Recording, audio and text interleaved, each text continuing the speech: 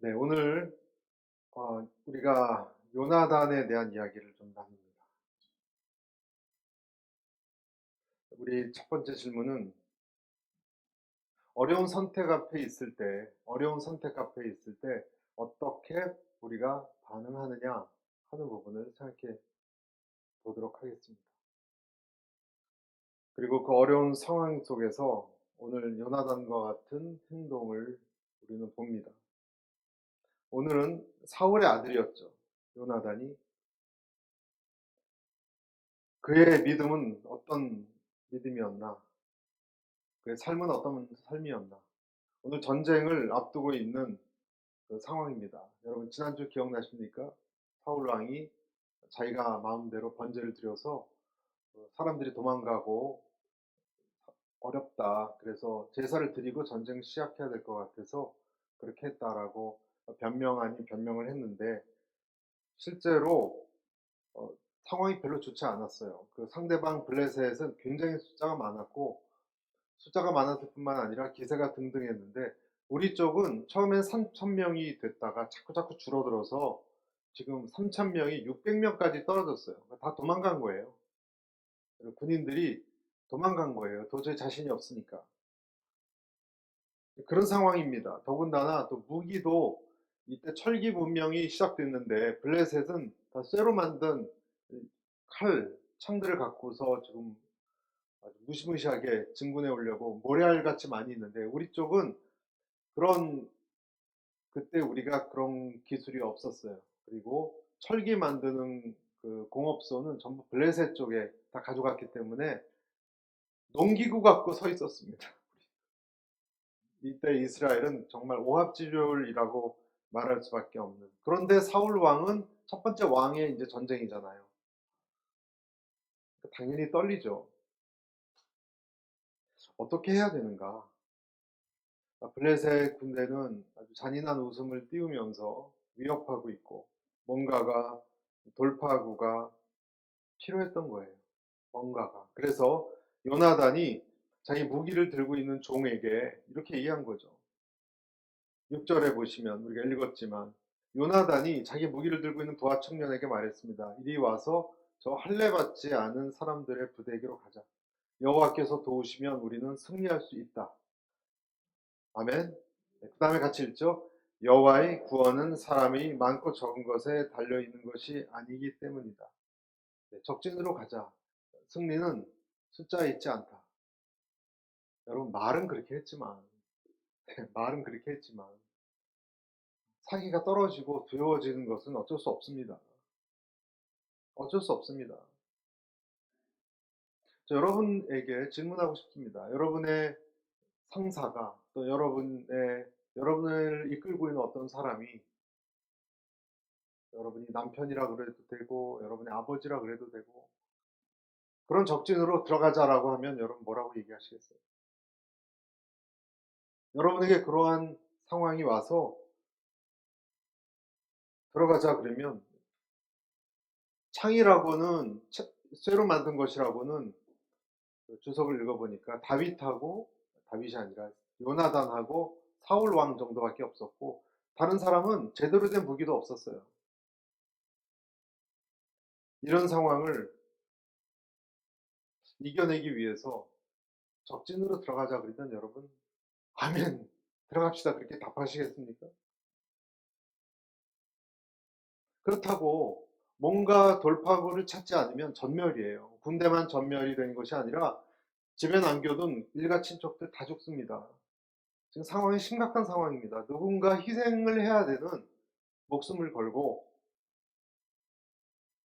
그래서 상대방 심장부에 죽이 되든 밥이 되든 뛰어들어가서 뭔가 일을 일으켜야 된다는 그런 압박감에 다 모르지 않았을 거예요. 다른 사람도. 요나단은 그걸 느꼈던 거예요. 정말 죽으면 죽으리라는 생각으로. 그래서 누구에게도 보고하지도 않았고 사울 왕에게도 보고하지 않았고 누구한테도 힌트도 주지 않았고 눈치채지도 않았습니다. 누구도. 그런데 자기 부하에게만 얘기하고 뛰어 들어가려고 하는 상황에 놓여 있다 하는 거예요. 저는 이 요나단 상황을 보면서 누가 떠오르는 사람 여러분 없습니까? 다윗이 떠오르지 않습니까? 골리앗 앞에 서 있는 다윗의 모습이 이렇게 오버래핑이 되는 것 같아요. 다윗이 심부름 왔다가 그 골리앗이 이스라엘 군대를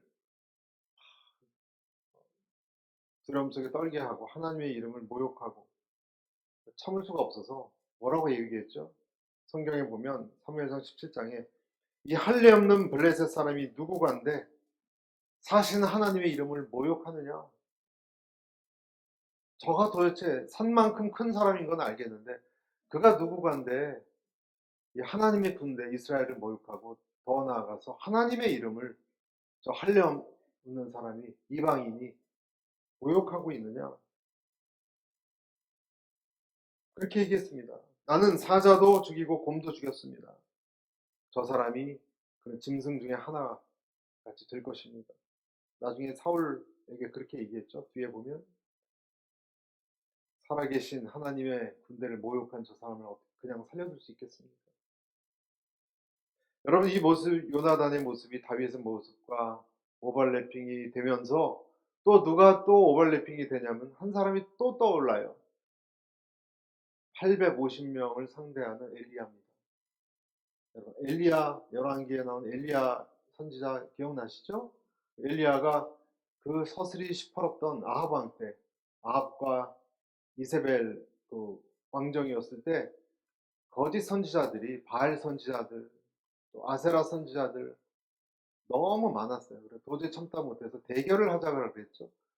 대결을 하자 그랬더니 그 사람들이 400명 더하기 450명 850명 되는 거짓 선지자들과 그리고 여기선 딱 한 명이에요. 엘리야 한 사람이 대결하자 그랬어요. 하늘에서 불이 누구에게 떨어지나. 여러분 기억나시죠?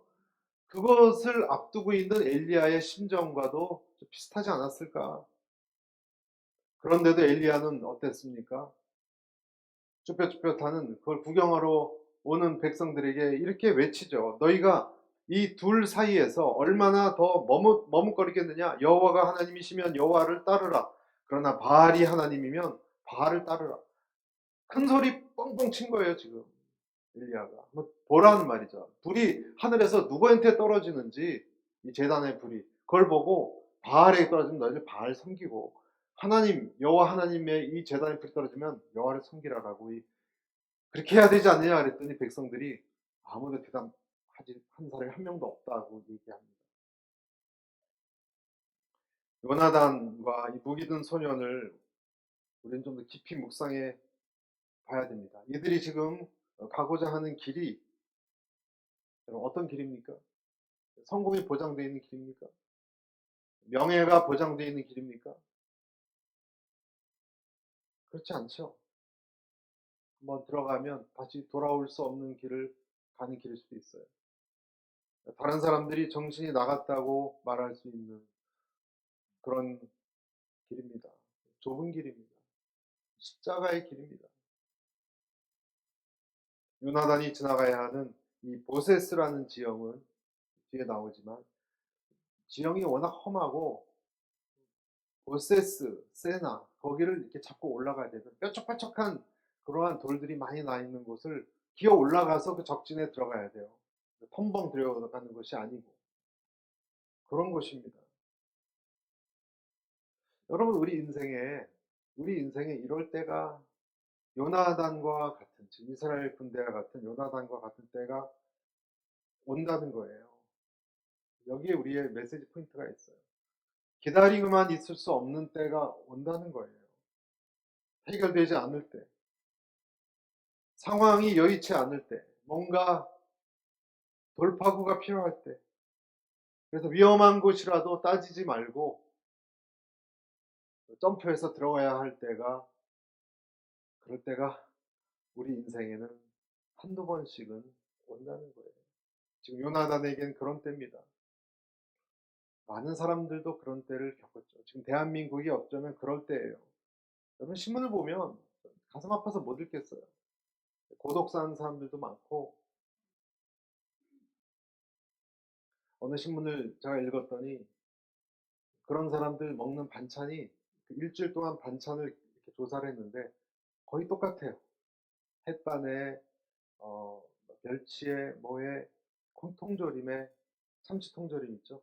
그게 화요일, 수요일, 목요일, 금요일 통계적으로 거의 똑같은 것만 그러다 3끼 먹다 2끼 먹다 건강까지 버리는 너무 힘드니까 돈이 없고 약값으로 다 나가고 돌파구가 필요한 때예요 지금. 여러 사회 특히 경제 문제로.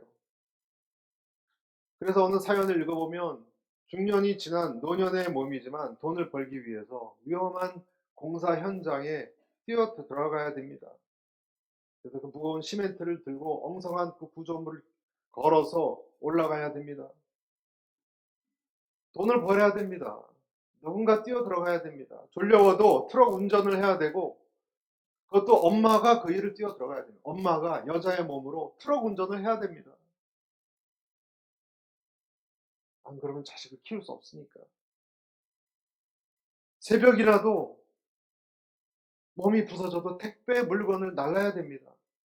그 일을 자원해야 됩니다. 회사는 인원을 줄이니까 자기들은 거기서 나와서 이런 일을 해야 됩니다.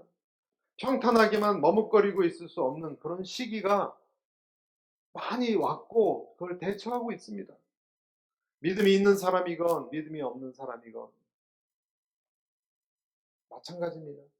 믿음이 있는 사람이라면 구원은 숫자 있고 적고 크고는 상관없이 하나님이 도울 것이다. 그 믿음을 그냥 억지로라도 붙들고 그리고 여전히 그 현장에 뛰어 들어가야 됩니다. 혼자서 외롭게 그때는 누구도 도와줄 사람이 없어요. 여러분 누가 우리를 도와주겠습니까? 보이지 않는 하나님 외에는 아무도 없어요. 자식을 키우는 엄마는 더 용감하죠. 위험하고 거친 일이라도 노라고 할 수 없어요. 여러분 돌이켜보면 여기 계신 여러분들도 그런 시절을 다 겪지 않았습니까? 제가 신방에서 이야기를 듣다 보면 여기 계신 어르신들도 한국의 그 현대사의 굴곡은 저와 여러분의 인생의 굴곡사하고 똑같은 맥을 가지고 있어요. 그렇죠? 똑같이 그런 것을 통과해서 사셨어요. 전쟁과 배고픔과 불안한 미래 앞에서 입술을 꽉 깨물고 지나오신 어르신들이 많으시더라고요. 그런데 생각해 보십시오. 그런 중요한 순간순간마다 그 결정 내릴 때 여러분 여러 사람과 있었습니까? 아니, 여러분 혼자 결단 내려야 했어요. 혼자 베트남 전쟁을 자원해서 가야 했고 혼자 어딘가 짐을 싸갖고 떠나야 했습니다. 그리고 사실 그럴 때마다 기도했고 하나님을 만났죠. 아멘. 네, 그럴 때마다 사실 하나님이 만나신 분들이 많아요. 사람들이 전혀 눈치채지도 못하고 아무도 모르고 보고하지도 않고 아비 사울 왕도 알지 못하는 그 시간에 캄캄한 어둠의 시간에 사실 그때는 제일 약해져 있을 때고 제일 약해져 있을 때예요. 그래서 그때는 하나님이 나를 가장 많이 역사하고 있을 때예요. 여러분 여기서 우리가 들어야 될 메시지는 하나님이 이런 시기를 우리에게 허락하셨다는 것을 아십니까? 하나님이 이런 시기를 그 사랑하는 자녀인 저와 여러분에게 허락하셨어요. 룻이 보아스 앞에 나갈 때 여러분 룻기 아시죠? 룻이 보아스 앞에 나갈 때도 그럴 때였어요. 남편 잃고 시어머니를 따라서 믿음 하나 붙들고 남편도 잃어버렸고 죽었고 시어머니 나오미를 따라서 처음 가보는 이스라엘 사회로 들어갔죠. 베들레헴에 들어갔습니다. 어머니 봉양하려고 믿음 때문에. 그래서 낳고 천한 일을 마다하지 않았죠. 룻이. 무슨 일을 했습니까? 남들이 곡식 다 죽고 난 거 나머지 찌꺼기 떨어져 있는 거 나달 죽기, 나달 죽기, 이삭 죽기라 그러죠. 그것을 했습니다. 저희 그 장인어른께서도 가난하셨는데 이삭 죽기를 말씀드렸더니 본인이 이삭 죽기 많이 하셨대요. 그런데 하루 종일 그 죽으면 쇠 밥 공기 한 3분의 2 정도 줍니다. 하루 종일. 오전부터 저녁까지 죽으면. 그 얘기 듣고 얼마나 허리 아프셨을까 생각이 들었어요.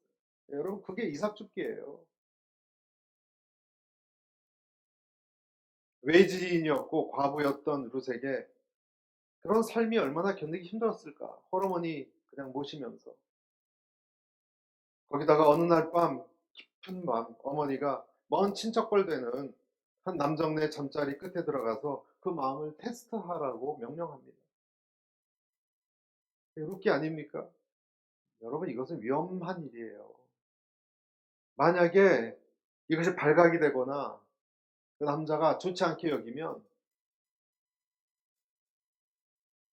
이상한 좋지 않은 행실이 안 좋은 여자라고 낙인이 찍히면 수치나 모욕은 둘째치고 돌 맞아 죽을 수도 있습니다. 위험한 일이에요. 그런데 그때 이 새까만 밤하늘에 수놓은 것 같이 별이 반짝이는 그 밤, 거적더미에 누워서, 보아스 발치에 누워서 두근두근거리는 심장 소리를 죽이면서 무슨 하나님만 바라봤을 거예요. 위험한 일에 뛰어든 거예요.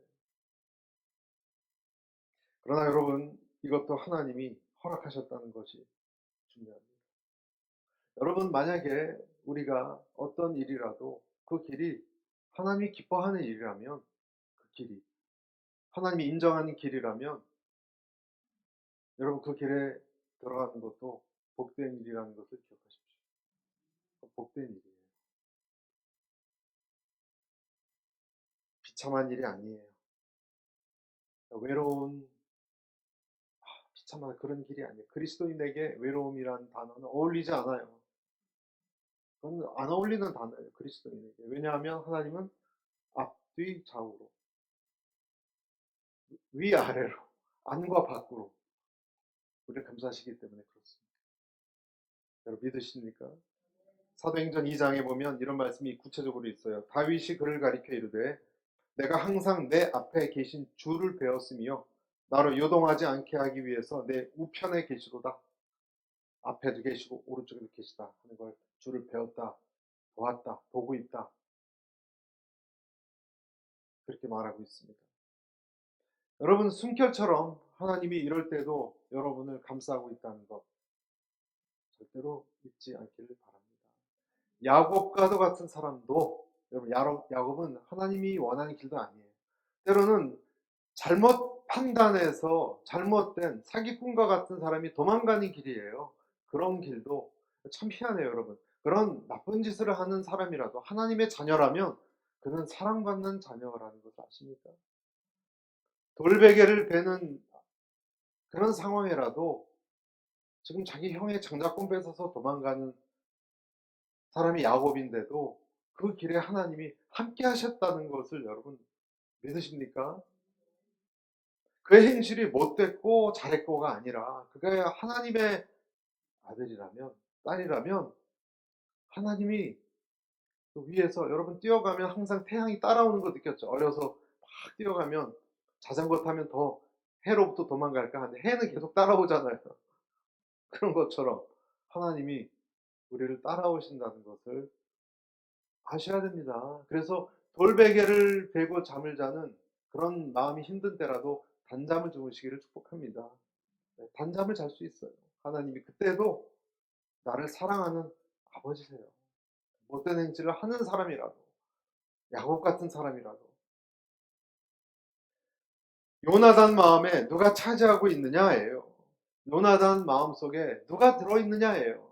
여러분, 요나단이 지금 저쪽 안으로 들어가자고 얘기했을 때 요나단 마음은 무엇으로 가득 차 있었습니까? 요나단은 하나님으로 가득 차 있었어요. 요나단은 하나님밖에 생각하지 않았어요. 그래서 내가 지금 숫자에 있지 않고 하나님이 기뻐하시면 우리를 구원할 것이다 라고 얘기할 수 있었던 거예요. 자기가 하나님의 일을 돌봤기 때문에 하나님은 요나단의 일을 돌봤어요. 아멘. 요나단이 하나님의 일에, 하나님의 비즈니스에 신경을 쓰고 관심을 가지니까 하나님은 요나단의 뒤를 봐줬어요. 이것이 여러분 영적 원리예요. 할렐루야. 그래서 믿음 있는 사람은 숫자가 보이지 않고 하나님이 너무 커 보이는 사람이에요. 하나님이 너무 커 보이는 사람이에요. 이기고 지는 것, 그런 것이 중요한 게 아니라, 또는 숫자가 중요한 것이 아니라 하나님이 이 일을 기뻐하시는가, 이것은 옳은 길인가, 그것을 바라보는 사람이에요. 여러분, 우리가 좀 더 깊이 들어가서 요나단이라는 사람은 어떤 사람입니까? 요나단은 성경에 나오는 정말 아까운 인물이에요. 생각할수록 애석한 인물이에요. 이스라엘 왕국의 첫 번째 왕세자예요. 자기가 그 왕위를 이어받을 왕세자예요, 요나단은. 그리고 누구도 인정할 정도로 탁월한 사람이었습니다. 용맹하고 믿음 좋고 탁월한 사람이에요. 아버지와 전혀 달라요. 그래서 자기 영적인 친구죠, 다윗에게 왕위를, 자기가 왕이 돼야 되는데 다윗을 기름 부었잖아요, 하나님이. 그런데도 시기 질투하지 않았어요. 시기 질투하지 않았어요. 나중에 아버지와 함께 블레셋 군과 싸우다가 전사하죠. 비극의 인물이에요. 하지만 요나단은 그의 그런 인생을 절대 후회하지 않았습니다. 왜 그러냐? 요나단은 하나님이 하시는 일을 봤기 때문에. 요나단의 관심은요, 하나님이었어요. 자기 육신의 아버지가 있었지만 육신의 아버지 사울 왕 때문에 온 나라가 결단나고, 아버지가 하나님으로부터 떠나니까 온 나라가 결단나고 무너지고 있을 때 요나단이 다윗이란 청년이, 시골 출신의 청년이 등장하는 것을 봤습니다. 요나단 눈에는 저 목동 시골 출신의 이름 없는 다윗이 등장하는 걸 봤어요. 언제 봤느냐? 골리앗을 쳐 죽였을 때 그를 봤고요. 그 속에 하나님이 함께 있다는 것을 봤어요. 요나단 눈에는 저 사람, 저 청년 속에 하나님이 계시구나 라는 것을 봤어요. 그래서 나중에 자기가 입고 있던 왕옷과 겉옷과 뭐 칼, 활, 벨트까지 다 넘겨줬어요, 여러분. 사람들이 뭐라 그럴 때 다윗을 오히려 보호했어요. 다윗을 하나님이 왕으로 기름 부으셨다는 얘기를 듣고도 분노하지 않고 적극적으로 그를 옹호하고 보호해 줬습니다. 어떻게 보면 요나단은 세례요한 같은 역할을 한 것 같아요. 다윗을 위한 세례요한, 요나단이 다윗을 준비했으니까 세례요한이 예수님을 준비한 것 같은 그런 역할을 한 사람입니다. 왜냐하면 자기 그릇도 챙겨 먹지 못하는 사람, 하나님만 생각했기 때문에. 그 사람이 요나단입니다. 여러분, 이렇게 세상적으로 바보 같은 사람은 하나님을 굳게 의지합니다. 요나단은 바보 같은 사람이었습니다. 저는 저와 여러분이 그런 사람이 될 수 있기를 축복합니다. 하나님만 생각하는 사람. 로마서에 보면 선한 데는 지혜롭고 악한 데는 미련하라 그랬죠. 선한 데는 지혜롭고 악한 데는 미련하라. 하나님 앞에서는 지혜롭고 이 세상 속에서는 바보 같다, 그 뜻입니다. 요나단이 그랬습니다. 그런데 우리는 하나님 앞에서건 세상에서건 절대 바보가 되고 싶어 하지 않죠. 여러분, 우리는 바보가 되고 싶어 하지 않습니다. 우리는 절대로 위험한 곳에 뛰어들고 싶어 하지 않습니다. 택도 없습니다, 우리는. 여러분, 내가 손해보는 일은 절대 우리는 하고 싶어 하지 않습니다. 그게 우리입니다. 우리는 세상에 대해서는 바보 같고 하나님 앞에서는 지혜롭습니다. 이 세상에서 예수님 같은 분이야말로 어떻게 보면 요나단은 일종의 예수님을 보여주는 거예요. 예수님이야말로 우리를 위해서 가장 바보가 되신 분 아닙니까? 여러분, 예수님은 당시 사람들이 살고 있었던 자기만을 챙기는 그런 삶을 살지 않으셨습니다. 재산을 많이 모으지도 않았고요. 교육을 많이 받지도 않으셨고요. 자기 핏줄을 남길 자녀들도 갖지 않았습니다. 예수님 대부분 시간을 사람들이 잘 찾지도 않고 방문하지도 않는 그런 종류의 사람들을 주로 찾으셨습니다. 예수님은 그런 사람들에게 관심이 많았습니다. 여러분은 누구에게 관심이 많습니까? 예수님은 그 떼약볕에 창피해서 나오지 못하는 한 여인을 위해서 미리 가서 기다리고 있었습니다. 사마리아의 일 없는 여자를 기다리고 있었습니다. 네가 마시는 물이 아니라 영원한 생수가 너를 살린다라는 그 말 전하기 위해서 미리 가서, 그리고 조심스럽게 대화를 붙였습니다. 예수님은 많은 무리를 떠나서 그 피곤한데도 배를 타고 어디로 가셨냐면 그 온몸을 사슬로 묶었는데 그걸 끊고 돌아다니는 웬 미치광이한테 나가셨어요. 귀신 들린 사람. 거라사 지방에 갔습니다. 왜 가셨어요? 영혼이 불쌍해서. 그 귀신 들린 사람의 영혼이 불쌍해서 나가셨어요. 그 수많은 사람들이 왕삼자고 그 무리가 왔을 때 예수님은 도망 다니셨어요. 여러분, 그런 바보가 어디 있습니까? 가만히 계시면 그냥 저절로 사람들이 찬양하고 높아질 수 있는 것도 일부러 피하셨어요. 그리고 나중에 그 무리들이 결국 예수님을 욕하고 십자가에 못 박아 죽였어요. 짐승처럼 고통스럽게 죽어가셨어요. 가장 바보 중에 바보예요, 예수님은. 가장 바보 중에 바보처럼 사신 분이 예수님이에요. 상바보. 사도행전에 보면 11장 26절에 어떤 무리의 사람들을 그리스도인들이다 이렇게 불렀어요. 사도행전엔 어떤 사람들이 그리스도인이라 불렀다고 합니다. 여러분, 이 말의 원래 뜻은요, 그리스도에게 미친 사람이에요. 그리스도인에게 몰입된 사람, 그리스도를 따라서 바보처럼 살기로 작정한 사람, 그런 사람들이 그리스도인이에요. 예수님이 정말 바보처럼 사셨지만 많은 사람들이 예수님을 좋아하기 시작했습니다. 저도 예수님을 좋아합니다. 제가 왜 목회자가 되었을까? 어떤 분이 목사님 왜 신학을 하시고 목사가 되셨어요?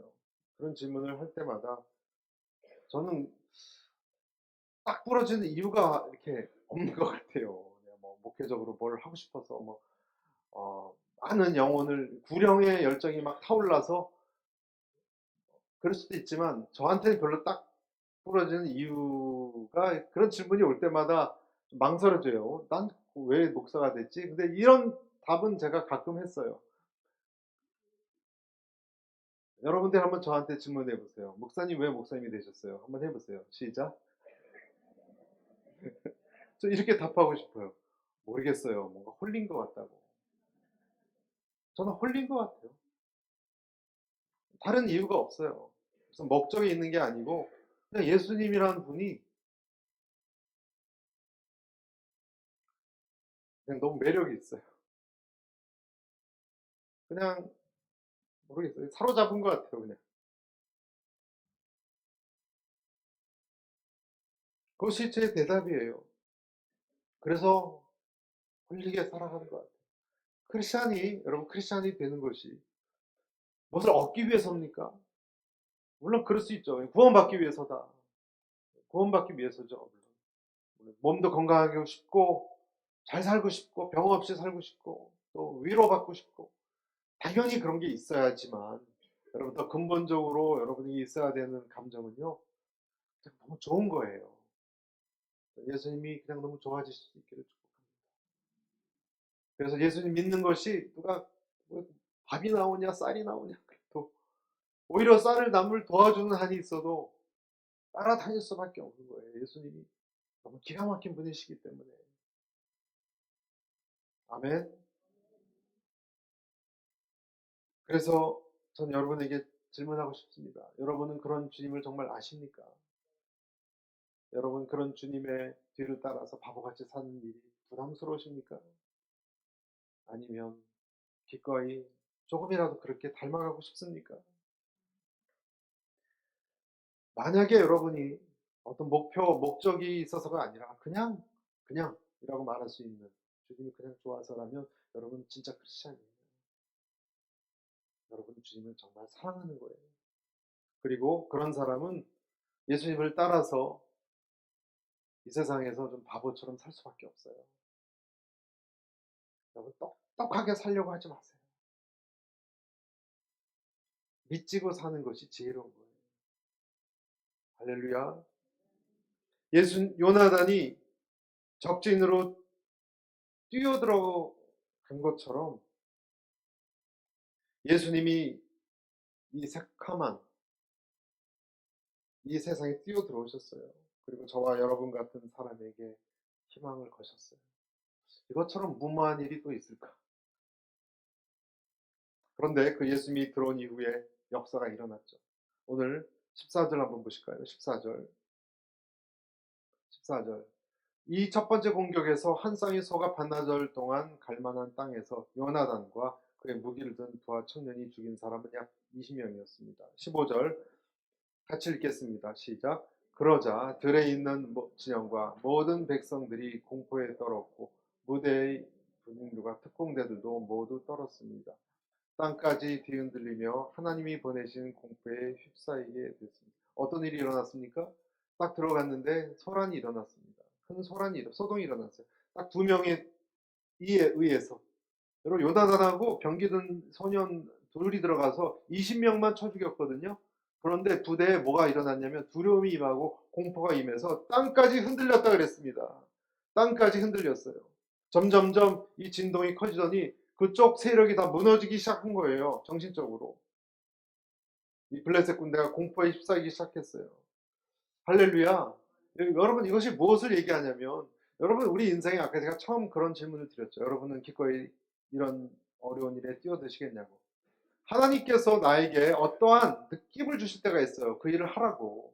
여러분 순종을 하라고 하실 때가 있거든요. 그 일을 내가 행할 때 여러분 그것이 아무리 내게 굴욕적이고 힘든 일이라도요. 하나님이 어느 특정한 상황에 너 그 사람한테 잘못을 빌어. 네가 돈 좀 써. 그 사람 도와줘. 뭐 그럴 때가 있습니다, 여러분. 아니면 지금 친구한테 말씀을 전해. 그때 여러분 순종하면요. 그 다음에 하나님이 그 뒤에서 알아서 해주세요. 하나님이 나를 이끄는 것 같은 느낌일 때 여러분 순종하셔야 돼요. 그때 진동을 그 다음에 일으키십니다. 첫 번째 내가 해야 될 건 있어요. 여러분 요단강의 발은 내가 먼저 디뎌야 돼요. 처음 시초는 내가 단추는 꿰야 돼요. 그 다음에 하나님이 그 일을 역사하실 때가 많아요. 하나님이 역사하세요. 그래야 그때 강물이 멈추는 역사가 일어나는 겁니다. 아멘. 이것을 우리는 거룩한 간섭이라고 말해요.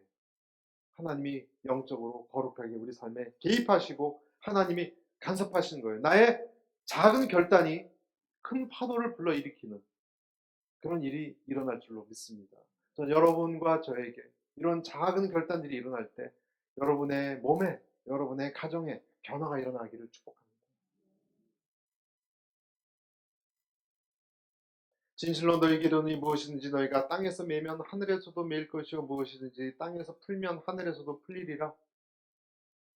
땅에서 뭔가 내가 매거나 풀면 그 헌신과 순종을 작은 거라도 보시고 그때까지 기다리셨던 거예요. 그래서 하나님이 역사를 일으킬 때가 온다는 거예요.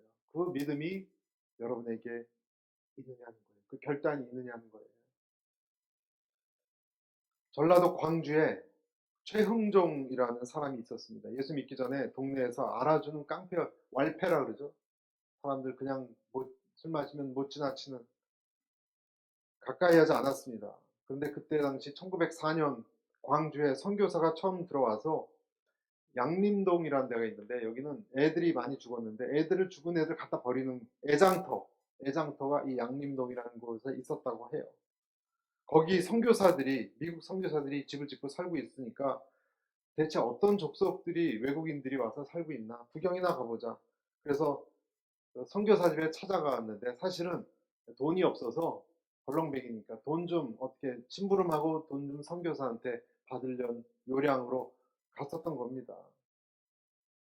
그래서 출세하려고 거기 이제 왔다 갔다 했던 신분꾼이 됐어요. 최흥종이.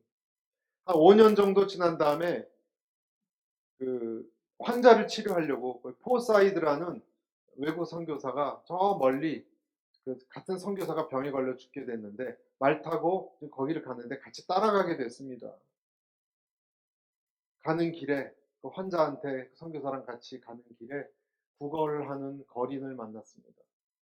그냥 거린이 아니라 나병에 걸려서 걷지도 못하는 여자였습니다. 무의식적으로 이 최영정이라는 사람은 피했습니다. 부딪히지 않으려고. 그런데 이 포사이드 선교사는 타고 가던 말에서 내려서 그 거린한테, 그 여자한테 걸어가더니 그 여자를 안아서 자기 말에 태우고 자기는 고삐를 잡고 같이 걷기 시작했습니다. 이것은 너무 충격이었어요. 멀찌감치 그것도 뒤로 따라가는 최은정에게는 정말 이해할 수 없는 일이었어요. 광주에 도착했는데 그때 그 오웬이란 선교사는 이미 숨을 거뒀습니다. 기다리다가.